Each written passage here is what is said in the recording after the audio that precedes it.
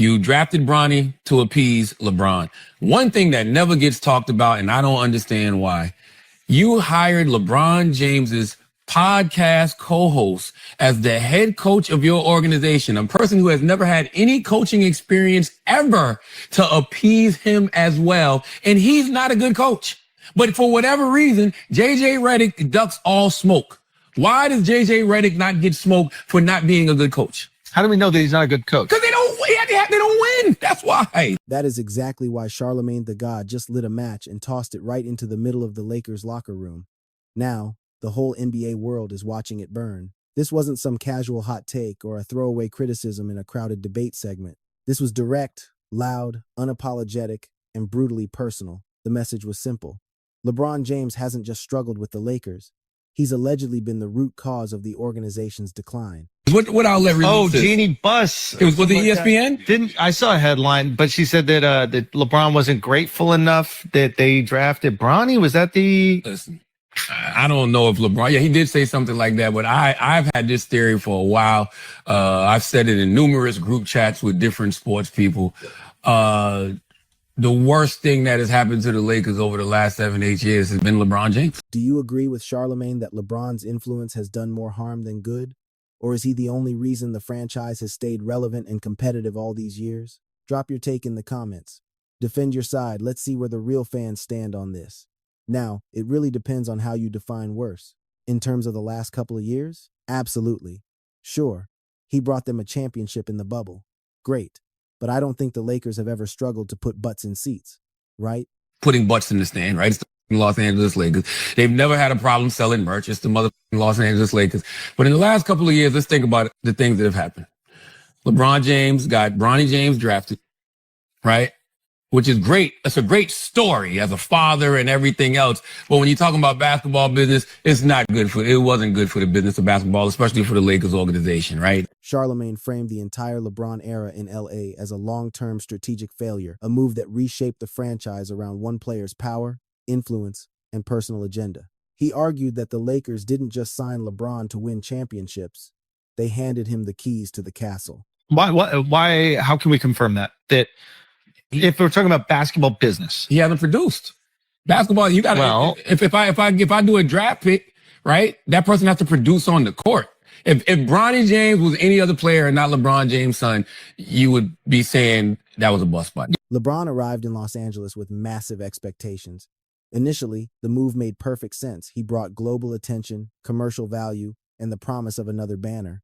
To be fair, a championship did come, the 2020 title inside the bubble. But Charlamagne and many critics believe that ring became a shield, an excuse the Lakers used to justify years of instability and questionable decisions. So this is where we got to define the terms. When I hear you say business, I mean like financial reward. I'm hearing financial reward. There's also like the business of winning games. That's what I'm talking about. Okay, because those are different. Because the argument I would make for LeBron James is financial reward, probably yes. Like when you bring him to Cleveland, for example, like he was generating billions of dollars, literally, I'm not making that up, of revenue for the city of Cleveland. Now, you make a good point where the Lakers are going to sell out every single night no matter what. But they're...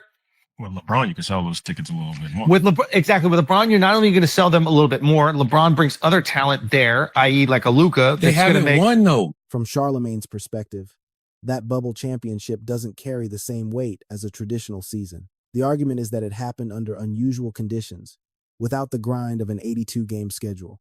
Whether that's fair or not is a separate debate, but that sentiment definitely exists among a portion of the fan base. I think the people who own the team, right?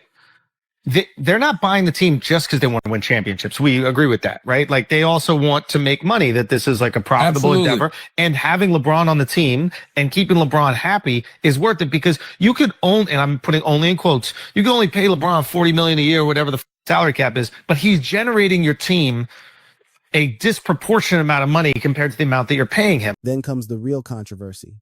The idea that roster moves and organizational decisions were made primarily to appease LeBron. Drafting Bronny became a lightning rod. Supporters saw a historic father-son moment. Critics saw blatant favoritism.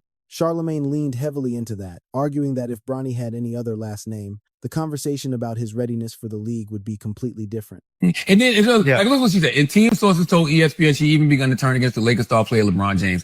Jeanie privately grumbled. People close to the team say about what she felt was James' outsized ego and the overt control that he and Clutch Sports, which represents both James and Anthony, they do have that, exerted over the organization at times. She didn't like that James was considered a savior for a floundering franchise when he arrived in 2018, and that it was he who chose the Lakers rather than the team's leadership receiving praise for landing him. Team sources have been adamant for years that James Camp informed the Lakers as early as 2017 that he was coming to join them when he became a free agent the following year. The distance between Jeanie and James widened after the Lakers traded for Russell Westbrook in July 2021. People close to the team said the team had made the trade in an effort to appease James, but the acquisition backfired in catastrophic fashion. LA went 33-49 and missed the playoffs, and James seemed to wash his hands of his role in the trade. That's where the conversation shifts from stats to power dynamics. Charlamagne didn't just question Bronny's spot. He questioned the Lakers' backbone. The implication was that a franchise known for dictating its own path began reacting to LeBron instead of leading him. And when a team stops leading, it loses its identity. But for whatever reason, JJ Redick ducks all smoke. Why does JJ Redick not get smoke for not being a good coach? How do we know that he's not a good coach? Because they don't win. That's why. Yeah, but I think winning is a combination. I'm not just saying this because I like JJ, but like I think winning is a combination of being a good coach and having the right team to win. He had LeBron. He had Anthony Davis. Now he's got LeBron. He's got Luka. He's got Austin Reeves. Like, what are we talking about here? Another major flashpoint is the hiring decisions. Charlamagne and others point out that relationships and media presence seem to be shaping leadership roles. Whether those claims are fair or exaggerated, they feed the narrative that the Lakers' internal structure changed dramatically during the LeBron era. The argument isn't just that the decisions were wrong, it's that they were made for the wrong reasons. And the criticism doesn't stop at management. The guys holding the clipboards are feeling the heat too, particularly when the scoreboard doesn't match the hype. You stack a roster with elite talent and still can't string together wins? Yeah, fingers are going to get pointed everywhere. Charlamagne isn't sugarcoating it. In his eyes, catching W's is the baseline requirement, not a special occasion. In a town like Los Angeles, nobody wants to hear about bruised knees or building chemistry if you aren't hanging banners. But this is where it gets tricky. Charlamagne is hitting a nerve, sure, but he's glossing over a huge piece of the puzzle. King James isn't just a cog in the machine, he is the machine. Every city he touches, Cleveland, South Beach, and now Hollywood, has completely overhauled their blueprint to fit his game. And let's be real, the recipe usually tastes pretty good. Trophies get lifted, bank accounts swell, and the whole world watches. We knew this script worked way before he ever slipped into the purple and gold. From a business standpoint, the LeBron effect on the Lakers is massive. We're talking skyrocketing seat prices, merch flying off shelves, global eyeballs, and fat sponsorship checks. Even the haters have to admit he turned random Tuesday night games into must-see TV. The organization didn't just sign a small forward.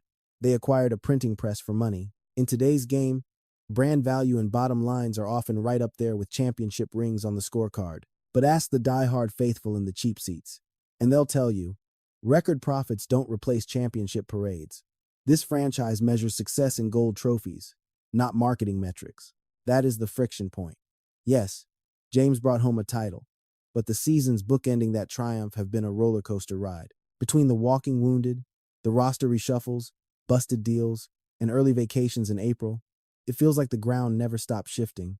Charlamagne's sharpest dig, he thinks letting Bron run the show might have bankrupted the Lakers tomorrow, shipping out the kids, constantly tinkering with the lineup, and chasing immediate glory over steady growth. Critics say those moves left the squad stuck in an endless reboot loop. Instead of laying a solid foundation, the front office kept swerving to match James's clock. But his defenders aren't hearing that noise. They claim he delivered exactly what was ordered. A ring. When you grab a legend in his twilight years, you aren't planting seeds for a harvest 10 years down the road. You're trying to eat today. Viewed through that lens, the gamble paid off. The bubble ring is the receipt. However, the landscape is shifting with fresh faces and changing locker room hierarchies. As the organization peaks around the corner, the leverage naturally starts to swing. Developing the young guns takes precedence. The long game is suddenly back in style. Now, it isn't just about Bron's stat line anymore. It is a question of how his massive shadow fits into the team's sequel. That is the nerve Charlamagne is striking. He isn't just rehashing old losses. He is talking about the awkward reality of right now. He is painting a picture of a franchise having an identity crisis stuck between saluting the king and crowning the next prince. It creates a messy dynamic. Who is really steering the ship? Who draws the map? And does the veteran still get the final say? You can't ignore the heavy feelings here. James isn't your average athlete. He is arguably the most divisive icon in athletic history. When he wins, it is deafening. When he loses, the autopsy is brutal. Every move gets cross-examined. After more than 2 decades under the microscope, the takes are hotter than ever. Charlamagne didn't invent this beef. He just grabbed the megaphone. The doubts were already lingering in the stands. Did the front office hand over too much power? Did bending the knee to one star break the franchise's backbone? Was that one banner worth the chaos that came after? There is no cheat sheet for those answers. But what makes this discussion pop right now is the clock. Father Time is knocking, and the league is moving on. Young killers are taking over, and fresh beefs are cooking. The narrative is pivoting from what is he doing today to what did he leave behind. That pivot forces us to look in the rearview mirror, not just at his skills, but at the scorch marks he left on every team he led. In Los Angeles, that retrospective is messy. The era delivered eyeballs, cash, and a trophy, but it also came with crushing expectations, a revolving door of teammates, and a complete rewiring of the operational culture. Was the trade-off worth it? Depends on your metric. If you only care about stacking titles, you might feel shortchanged. If you care about the brand remaining the center of the universe, it was a slam dunk. Charlamagne picked his lane loud and clear. He isn't painting James as a messiah. He sees a disruptor, a power broker who molded a historic institution into his own vanity project. That hot take sticks because it flips the script. It forces the fan base to look at these roller coaster seasons not as flukes, but as the direct result of betting the house on one guy. But the credits haven't rolled yet. As long as he is still lacing them up and dropping buckets, the argument is alive and well. Every victory is ammunition for his camp. Every defeat is gas for the haters. From trade deadlines to timeout huddles, every moment writes another page in one of the wildest books in sports history. That is the bigger picture. This isn't just a radio host blowing smoke or hunting for clicks. It is a shift in how we grade the James experiment in Tinseltown. Legends aren't defined by a single June evening. They are the sum of 1,000 choices and their fallout. For the purple and gold, the ink on this chapter is still wet. One debate, one matchup, and one highlight at a time. Drop your 2 cents in the comments. Get in the mix. And make sure you smash that like button and subscribe for more deep dives and raw hoops talk.